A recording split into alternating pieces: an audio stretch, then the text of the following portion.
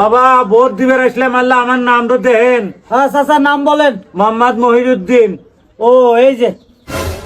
আহা চাচা, কি দরকার ছিল এরকম বৃদ্ধ বয়সে এই জায়গায় ভোট দিবার আসার? আকরাম সাহেব দেখছেন, মানুষ দেশকে এখনো ভালোবাসে, এই বয়সে এত কষ্ট করে উনি এখানে ভোট দিতে আসছে। কি করবো বাবা, সামনে নির্বাচন, বন্ধু বাঁচি কি না বাঁচি, তাই দেখলাম যে শেষ ভোটটাও দিয়া যায়। ও আচ্ছা, দেখি হাতটা দেন। চাচা হাতটা দেন। চাচা এখানের কাজ শেষ, এখন ওই রুমে যা ভোটটা দিয়ে আসেন। আচ্ছা। ও বাবা, একটু কথা কবে চাইলাম। হ্যাঁ আঙ্কেল, কি বলবেন বলেন। বললাম কি বাবা, দেহ তো আমার বউ ভোট দিয়ে গেছে না। ও কাকার নাম কি বলেন? আমার বইয়ের নাম হলো সখিনা। ও আঙ্কেল, আচ্ছা দেখতেছি।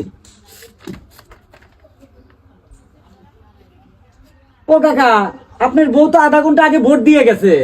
আরে আধা ঘন্টা আগে আসলে তাহলে আমার বইয়ের হাতে দেওয়া হইলেন, কতদিন ধরা দেওয়া হয় না বাবা। কে চাচা, দেওয়া হবো নাকি? আপনারা কি আলাদা থাকেন?